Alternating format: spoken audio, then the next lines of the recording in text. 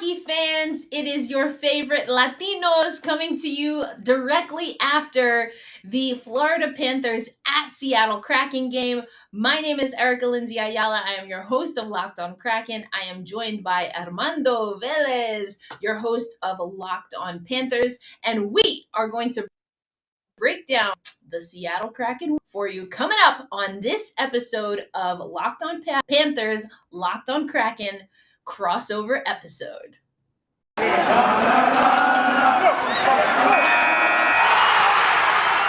You're Locked On Panthers, your daily podcast on the Florida Panthers. Part of the Locked On Podcast Network, your team every day.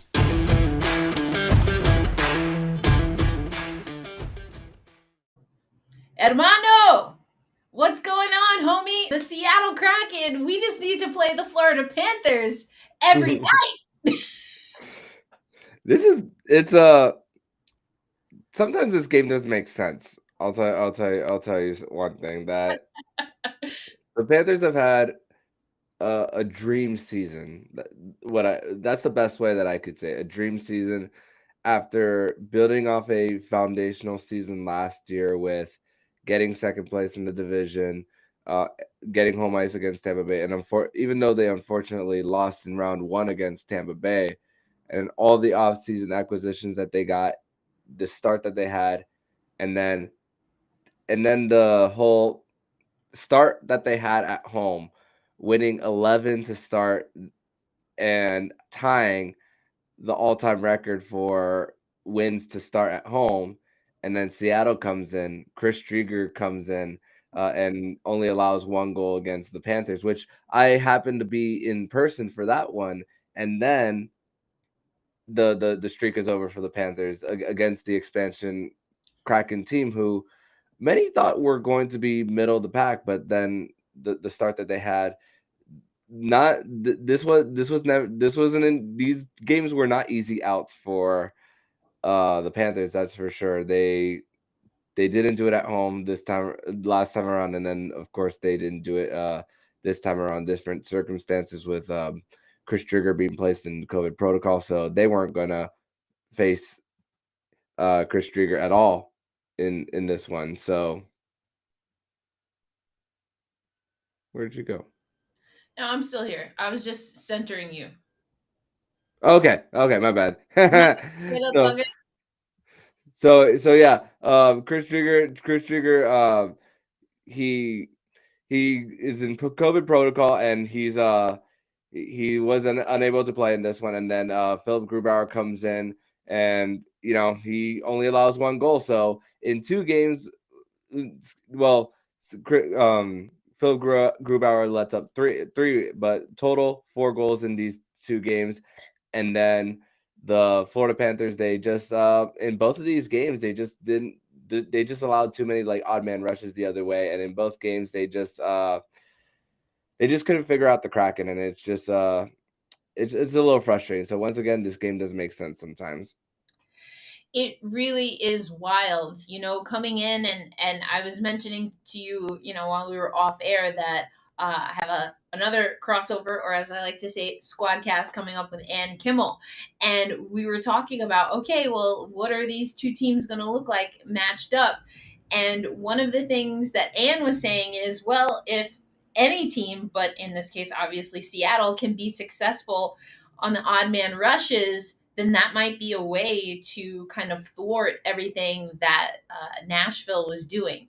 And I had said in that podcast, I was like, well, Seattle, we're not necessarily known for getting our own rushes. We definitely give up a bunch of rushes, but it's few and far between that you see the Seattle Kraken able to really push ahead with numbers. But to your point, that was happening a little bit more tonight, and it made the difference in the game.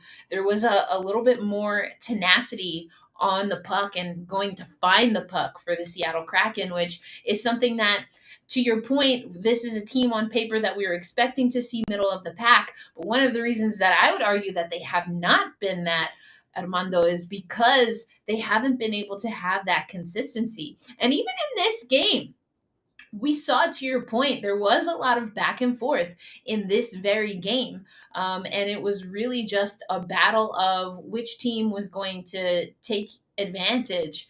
And I think when it was all said and done, it's going to be Mason Appleton's goal that is considered the game-winning goal. Callie Yarncrook scored on an empty netter, but I think it's the Mason Appleton goal.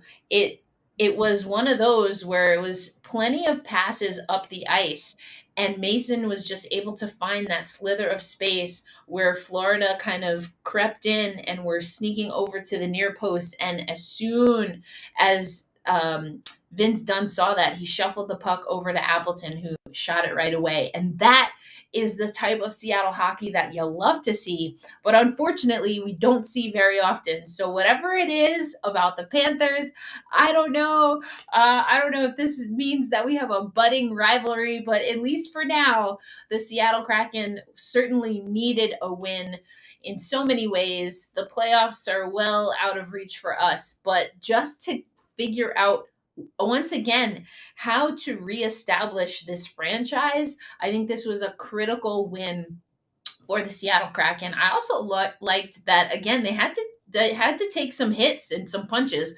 literally, as we saw a few players mixing it up, but also in the fact that once again the Seattle Kraken gave up the first goal. Anthony Duclair scored that first goal, and I was really pleasantly surprised, to be honest, to see how the Seattle Kraken were able to bounce back. We've seen that in spurts, but they were able to maintain that throughout. And so I think it was a really great win for the Seattle Kraken.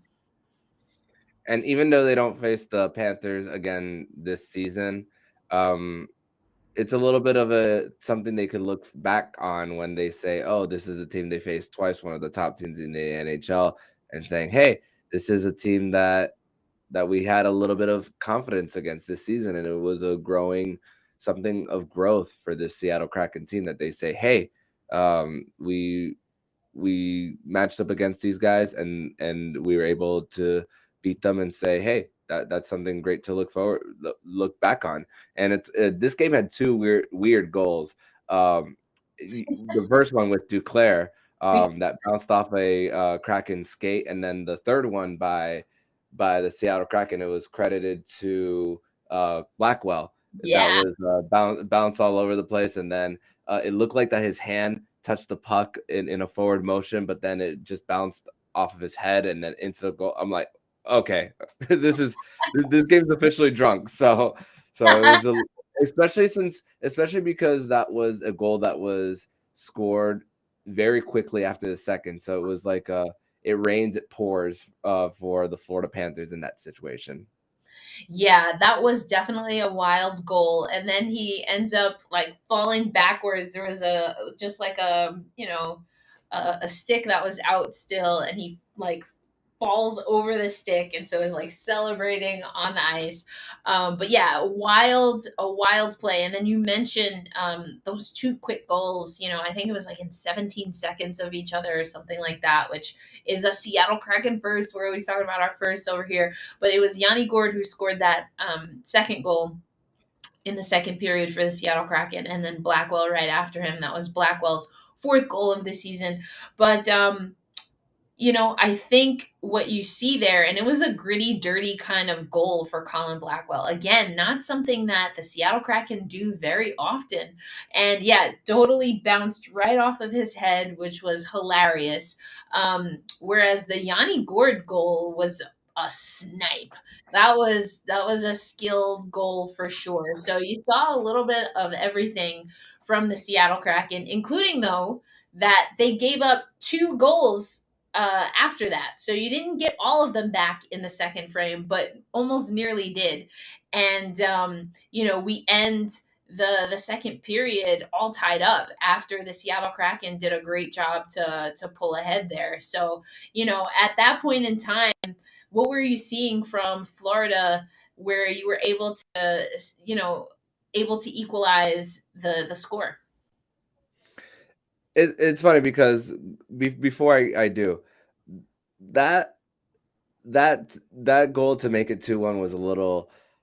It was kind of heartbreaking in a way that, remember, the Seattle Kraken had a 5-on-3 at one point. They had a full 59 seconds, almost a full minute of 5-on-3. The Florida Panthers were able to kill it, and then the one thing that happened was after they killed off the penalty, they just couldn't clear the zone, and then that's when the Seattle Kraken took advantage. It's like, even though it's not a power play goal, emotionally it counts. Like, emotionally, I feel like it counts as one, even though it's not, because they just weren't able to get situated and get the puck out of the zone, get their line change that they needed to, and regroup. So that was just a really tough one for the Panthers. But hey, the two goals shortly after, which were just less than a minute 30 apart, was just Huberdeau and Barkov just being themselves. And of course, it all started with the power play. Owen Tippett drawing that slashing penalty as well. Owen Tippett using his speed to create right in front of the net to create that slash. And it was on a rush. That's what it was. So a lot of things happened in this game due to rushes on both sides. Seattle just had more rushes, but the two goals for the Panthers were on 3 shots. So it's 2 goals on 3 shots, just 2 superstars just going back and forth. And then there was a big part of the game when Jonathan Huberdeau and Alexander Barkov have been on separate lines for most of the season. But there was this one, Andrew Burnett, of course, with them being down, they kept them together for a big portion of this game, and including one of the power plays as well, where it was half of power play 2 and half of power play 1 together, where Huberdeau and Barkov were just not going to go off the ice. They didn't score a power play goal on I think it was like late in the second period, but the the Panthers, those two guys were just not going to come off the ice. So it was just those two superstars just learning how to take over, and they have scored in spurts a lot of times this season, and they just said, "Hey, we're going to take this over." But unfortunately, it didn't bring them to victory. Yeah, indeed. And I do want to get into a little bit more of the stats and facts that we saw from this game. But first, we're going to talk about our great sponsors in Built Bar. And they want you to know that it's a new year. So that means New Year's resolutions. And if yours is about getting fit or eating healthier, you got to make sure you include Built Bar into the equation. That's because Built Bar makes it easy to stick to your resolution. And that is by grabbing a protein bar that tastes as good as a candy bar and maybe even better. I don't know about you, Armando, but I love the double chocolate. That's my go-to when it comes to Built Bar. They also had that cookie dough chunk flavor for a little while, which was just like, oh, so good, so good. But all of the Built Bars, regardless of your particular flavor, they come at about 130 calories all in, including that they are covered in chocolate, 4 grams of sugar, 4 net carbs, and 17 grams of protein. So whether it's you're getting your day started or you're grabbing a snack on the go or at your office when you're recording a bunch of podcasts, Built Bar is the way to go. And so we over at Locked On want to make sure that you are living your best 2022. And so if you use promo code LOCKED15 over at built.com, you will get 15% off your next order of the delicious Built Bars of your particular choice. You can do a mix box, you can go with one flavor, whatever you want. Anything that you go get over at built.com, when you use promo code LOCKED15, you will save 15% on your next order. As I like to say, happy snacking. And we are back here on this crossover edition of the Locked On Florida Panthers and the Locked On Seattle Kraken podcast. And one difference that the Seattle Kraken really made in this one, you were talking about you wanted to go by the numbers, but look at the blocks for this one. 25-13 in favor of Seattle. And Grubauer was amazing. He there's towards the end of the game when the Florida Panthers pulled Sergei Bobrovsky. Aaron Ekblad had 3 chances right at the net. Wild. And there's a lot of bodies in front of the net, along with Grubauer making saves. Duclair had a great opportunity, and Grubauer had the left leg out too, as well. 28 of 31 for Philip Grubauer. This was the prized goalie free agent that they signed away from the Colorado Avalanche just this summer. A deal that Seattle wasn't expecting to get neither, because they signed Right. Drieger. So the even though you said it, they're out of the playoffs this year, but still a building piece with these two goalies going forward. And the block discrepancy also says a lot about it. When we met this summer and we had our crossover, we talked a little bit about how the Kraken were made to be a little bit of a defensive team. Early on, they were giving up a lot of goals. They were looking the exact opposite of that defensive team. But Hmm. they, at least for the 2 games that they faced against the Panthers, it's definitely looked that it definitely looks like that they're that defensive team that Ron Francis and Dave Hextall want to create in Seattle. Well, I love that you mentioned that because I talk about this a lot on Locked On Kraken, and that is because you're absolutely right. We talked about on paper that this was supposed to be a defensive minded team. That being said, a lot of the growing pains from my vantage point about the Seattle Kraken team have been on the defensive side. And I also love that you talked about Philip Grubauer, because we talk a lot on the Locked On Kraken show that Philip Grubauer sometimes seems out of sync with the Seattle Kraken team, particularly when we see the Seattle Kraken team not putting up the numbers that we're seeing in the game that just closed out against Florida. When the Seattle Kraken play a great team defense and they are showing their goaltender, particularly if that goaltender is Philip Grubauer, that they are going to sacrifice the body, that they are going to put in the like a great team defense effort. I do believe that Grubauer plays better in that sense. I mentioned Anne, I'm going to mention it again. It's just because it's so wild. We just talked about this on an upcoming squadcast, but I kind of was like, I need the Seattle team to just play in a way that is going to zen out Philip Grubauer, because sometimes he feels a little, like I said, kind of a little out of sync. And the frustration is understandable. There's so many times the Seattle Kraken are giving up a goal in the first 40 seconds of a game on an odd man rush that no goaltender, no matter how good they are, even if they were literally a brick wall, like there's just nothing that you can do when you're left out there to dry. So I felt that coming into any of the games that we have, you had to see the Seattle Kraken defense really buckle down and show that they are committed to stopping pucks before they even get to Philip Grubauer. Now, some of the goals that we did see come through, you saw some come through on a screen. Gruby just didn't get a good look on that. That's hockey. That's going to happen. But there have been times where, quite honestly, the Seattle Kraken goaltender has been left out to dry. And so I like that you mentioned the blocks, because that is definitely a stat I look at a lot. And you're absolutely right. We signed Philip Grubauer. We've got him for another 5 seasons, I believe, after this one. So, that's a lot of money. It's a lot of investment for us to have a goaltender that at times seems, again, a little bit out of sync. So games like this are going to be critically important.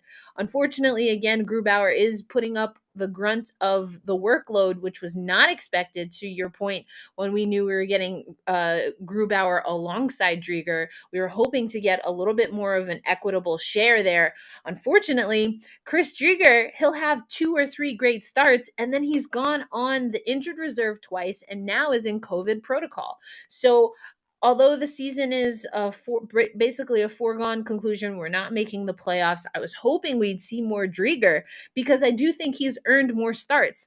Unfortunately, he finds himself unavailable yet again for the Seattle Kraken team, which is just really tough luck for Drieger. But the energy when Drieger is in net versus Grubauer is different, at least to my eye test. So hopefully, once Drieger is out of COVID protocol, hopefully he can stay healthy the rest of the way. Because if I were the Seattle Kraken, I'd actually give him some more starts and let Gruby get a little bit more rest because he hasn't been able to do that a lot this season. Mm-hmm. And it's a big workload for your goalie when they're going out there. And both goalies for the Panthers, from the Panthers' perspective, have had their fair share of going a big stretch of starting. Like in November, Spencer Knight had a big amount of starts without at the time Christopher Gibson coming in November. Now they get Jonas Johansson off of waivers. Spencer Knight goes into COVID protocol, and then Bob has to start a few games. And also, Spencer Knight hasn't necessarily played well this season, overall, but he was able. He got into the game against Calgary in the first game of the road trip, and then uh, gets in the game against Vancouver, and then picks up a win for the Panthers. So there's a little bit of a confidence booster for both goalies, because Bob got his first shutout in Edmonton for the first time in like 26 months since November of 2019. So that's a little bit of encouraging. But this one was not the best support for Sergei Bobrovsky, as the odd man rushes were just a little too much for him.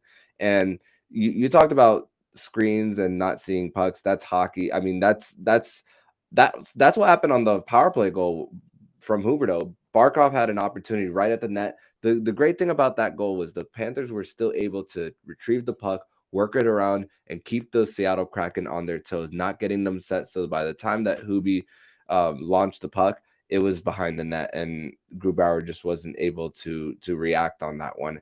And that is just that just shows that a team is like not willing to like stay still and just like continue to just move it around, continue to have those heads moving one way or the other, so they can't shift to the other side, and they can't read where the shot is going. So that's the work in progress that's continuing with this Panthers power play, that which has been so much better in this last, like, ever since the COVID pause ended, really, for the Panthers. Their power play has just been so much better. And it's weird to think you get a power play goal in this one, and you don't allow the Seattle Kraken to get a power play goal yourselves, but then the even strength. Even strength has been their best part of their game all season.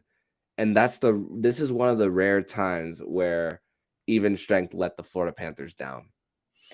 Yeah, it's wild. It's wild to see. Like you mentioned, a drought on the power play for the Seattle Kraken. That's more or less par for the course. But I like what you said about the Panthers and just being aggressive and essentially having a net front presence.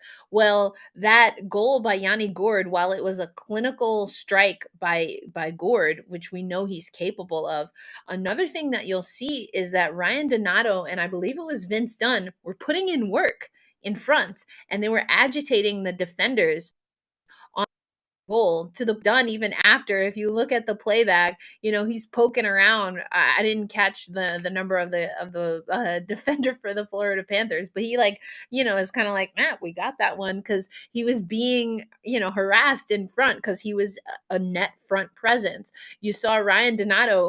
I'm pretty sure he didn't get his stick on that Yanni Gourde goal. I think it was a Yanni Gourde goal straight up, and I think that was the right call. But Donato was right there, so that's something that we weren't seeing from the Seattle Kraken team. So net front presence, we're not a really big and tall forward core, but being aggressive goes a really long way in the National Hockey League. Mm-hmm. And we talked a little bit about this off camera, and gonna read this on the show about goal differential for both of these teams heading into this game. Florida's second in goal differential in the third period, and while Seattle's 29th. And the fact that the go ahead goal with the game winning goal happened 30 seconds in, it at the time, I was thinking, okay, you let one. There's 19 minutes and 30 seconds left while you have one of the teams that have the worst goal differential to against teams that have one of the best. No problem. I'm not worried. I said that at the time, but of course, sometimes you just gotta let the game play out, and of course, it was a it was a game unlike the Panthers that we've seen, that they didn't make their period comeback, which they're third in the league in third period comebacks in the entire NHL with 12. Yeah, and as far as the Seattle Kraken, you see in the third frame that they get, like you mentioned, that early goal. Mason Appleton, Callie Yarncroke gets a, and I said this off air, I think as well. You know, I'm used to us seeing, and we see empty net goals in Seattle Kraken games all the time, but usually it's the opponent scoring. But we got an empty netter here. Callie Yarncroke, unassisted, was able to essentially just walk that one in. Again, there was a breakaway that the Seattle Kraken were able to take advantage of. And so I think the Seattle team, I would love to say this is the start of something. Unfortunately, we've seen those starts and stops a few times. But to your point earlier, if they can just hone in on what this felt like and remember what it feels like to be blocking shots, to be getting their own odd man rushes and whatnot, this is definitely something that can be a building block. How sustainable it is, we'll see. But they had a little bit of a win streak interrupted by St. Louis, and now are hoping to get on the right foot with this win over Florida. And we have Nashville coming up, who we also got a win, not just any win, but we got our first ever win Mhm, against Nashville. So we're hoping, luck will strike again once they come up to Climate Pledge Arena. mhm. And that win for the Seattle Kraken puts them at 13-24-4 for the season. We're going to continue this conversation next, but first, we're going to tell you all about BetOnline. And BetOnline would like to wish you a happy new betting year as we continue our march to the playoffs and beyond. BetOnline remains the number one spot for all the best sports wagering action for 2022. New year and a new desktop and mobile website to sign up today and receive your 50% welcome bonus on your first deposit. Just use our promo code Locked On to get started. From football, basketball, hockey, boxing, and UFC, right to your favorite Vegas casino games. Don't wait to take advantage of all the amazing offers for 2022. BetOnline is the fastest and easiest way to wager on all your favorite sports. BetOnline, where the game starts. And we're back here in this third and final segment of this Locked On Florida Panthers and Locked On Seattle Kraken podcast. Just named the records for the Seattle Kraken before the commercial break. For the Florida Panthers, this loss drops them to 28-9-5 on the season. Still leads the Atlantic, second in the NHL in points percentage. Actually, excuse me, third now, behind Carolina in points percentage and behind Colorado. So not much to complain for the Florida Panthers. But one thing I want to ask you, Erica, as a new expansion team, I know you're not in Seattle 24/7, but how has, from your vantage point, from the trips you have made to Seattle and by the interactions you've made on the internet, how is the reception based on this team, regardless of wins and losses? Well, I think that the buzz for who are going to be the diehard fans is still pretty high. The Seattle Kraken, as a franchise, are finding ways to inject some energy into the franchise at every turn, whether it's a new, opening display, and we have what they call the twins. So it's not one centered jumbotron, but it's two jumbotrons on either side of Climate Pledge Arena, and they've introduced a new opening kind of act, so to speak. And word on the street is that that's just kind of the baseline, and that there will be other elements added over time. So that's one thing. There's a doggo. We've got a pup officially now, Davy Jones, which of course playing with the whole nautical and deep, uh, Fear the Deep theme that we have. So I think that the franchise has been doing a really great job of engaging everyone from casual fans who are just going to be loyal because they are Seattleites or they just like the colors or whatever the case is. And then you have, of course, your diehard fans that are still going to Climate Pledge Arena. Every night, it's a potential to see a first because we're a brand new franchise. And I kind of joked around, even in this podcast, that that's something that definitely comes from the Seattle Kraken media corps and, kind of everyone that's covering the team. And it's a little bit of a joke, but it's just, we're having fun. Things on the ice are not looking the way that we always want it to look. But that being said, there's still a lot of buzz, still a lot of energy around this franchise, even despite some of the challenges, including losing Brandon Tanev to the season with an ACL injury. We've got Jaden Schwartz out. Jamie Alexiak just went on the IR with a lower body injury. Carson Soucy in this game. So we were playing this game with Mhm. 5 defenders for a while there. Speaking of having to tighten up the reins, we didn't even talk about that, but so it's definitely been the Seattle Kraken have taken their lumps, got hit pretty hard, and a lot of players in COVID protocol right before that first ever game against the Las Vegas Golden Knights. So as far as I can tell, and from everything that I'm hearing and what we try to do on the Locked On Kraken show is like, listen, when it comes to the hockey, we're gonna break it down, we're gonna keep it real, but we're still having fun. That's great. And the geographics from the Kraken based on I know there's a team in Vancouver not too far away, but when you think about the US and you think about the amount of cities that are not even 500 miles from Seattle, they're the geographics of you're gonna get people from Idaho, you're gonna get people from Montana, you're gonna get people from Portland, Oregon, maybe to buy into this team, maybe especially if they start winning. So the regional geographic side, even though a lot of the parts east are mostly land and not a lot of people, but still you can get some of that to grow into that region and support that team because you have the geographics there. So that is a big helper for the Kraken for sure.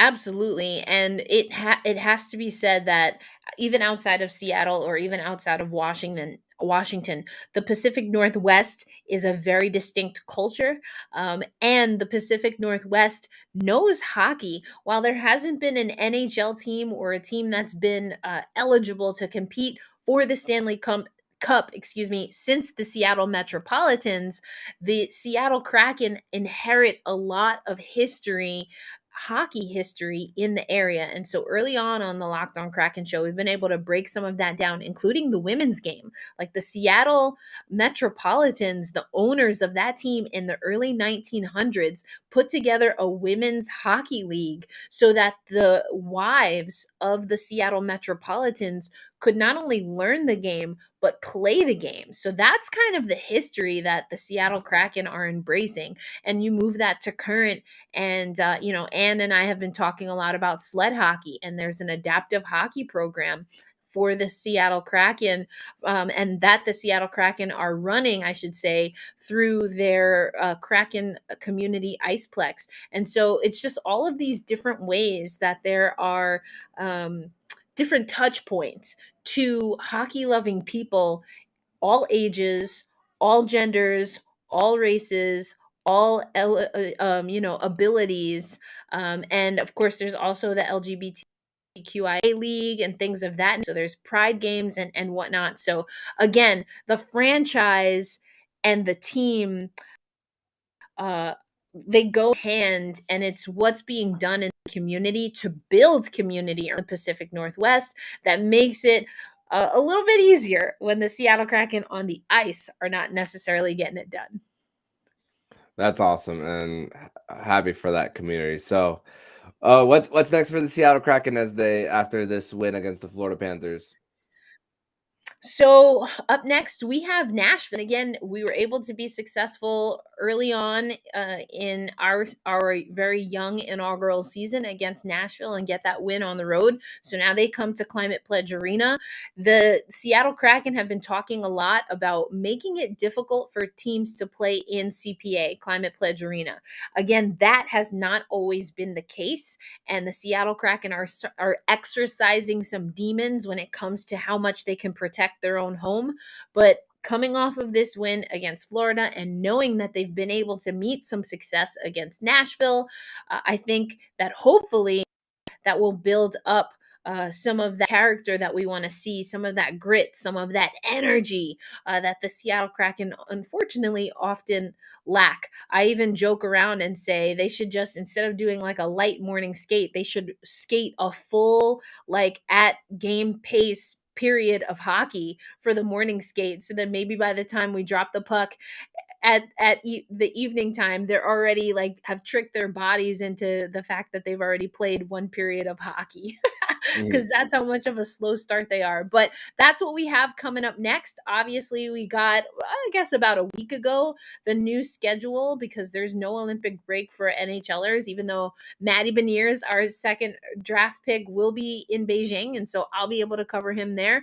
But that's what we have. That's what we have coming up. We're trying to, shake off that loss against St. Louis, take what we got against Florida and parlay that into success against Nashville. So, Armando, what about the Panthers? What do y'all have coming up here? I mean, as you mentioned, as we talked about, it's still a stellar season for this team. So now, how do you bounce back? Um, I was thinking that the Panthers would probably get hopefully like maybe 7 or 8 points in this out of 10 in this road trip. Right now they only have 4 out of their 8. So their next game's against Winnipeg, the last game of this 5-game road trip, and then they return home to face Vegas. No Jack Eichel still for Vegas, and then they welcome San Jose before back to back with Columbus and New York. But if you can get a win in Winnipeg and get 2 points, you solidify an over 500 road trip. And even though it wasn't pretty at points with Calgary and now Seattle, you'll get the over 500 part out of the way, and it'll be 2 straight road trips of being over 500, where the Florida Panthers have struggled to get some road wins this year. They're 21-3 at home, but the road record has just been kind of different for them. But that's what the Florida Panthers got coming up. So win in Winnipeg, and you'll end it on a positive note. Love to hear it. Absolutely. Well, it's always a pleasure, Armando, to be on here with you. We're both repping our Caribbean heritage. You with the PR Boricua hat, which I am also, but I'm wearing the New York Cubans because I'm here in New York until I go to Beijing, and I'm a Cubana, so had to rep it when I saw what you were wearing. Actually, repping some Panthers colors here. I don't know how that worked out, but I've got my Kraken deep blue on too. I mean, it's a good mix. The colors, the blue is kind of similar, so works Yeah, out. indeed, indeed. Well, always a pleasure to have you on for a crossover. Wishing you and the Panthers the best of luck, especially now that you don't have to face us anymore for the season. So, wishing Gladly you. so. Yeah, yeah. Wishing you best of luck. I'm really excited, quite honestly, to see, to your point, what this Panthers team can do, given that they really got a good taste of what a postseason run can look like for them. Absolutely, and I'm definitely looking forward to it. It should be a good one. Well, until we squadcast again, always a pleasure. But for Armando Velez from Locked On Panthers, my name is Erica Lindsay Ayala, your host of Locked On Kraken. We thank you for making either Locked On Panthers or Locked On Kraken your first listen of the day. Now it's time for you to head over to Locked On Bets, where you can listen to your boy Q and handicapping expert Lee Sterling. And just like all of our shows across the Locked On network, they are available free for you on your favorite podcast listening app or over on YouTube. But until tomorrow, we're signing out.